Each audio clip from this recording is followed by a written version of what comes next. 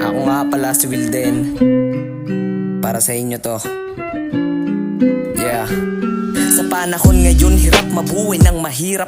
Alipin na may kaya tayo ay nagsusumikap. Madalas kang pahirapan, lalo na't walang alam. Parehas tayong tao, nakakaangat ka lang. Yan ang hirap sa iba nating mga kababayan na nilbihan ng maayos, pero grabe pahirapan. Tanong sa aking isipan, parang di patas ang laban. Alipin ng mayaman at mahirap ng lumaban. Isang respeto sa lahat ng mga mahihirap. Ginagawa ang tama at sa tama nagsisikap. Pagod galing trabaho tapos kayod ulit. Yan ang talento ng mahirap, tunay na malupit.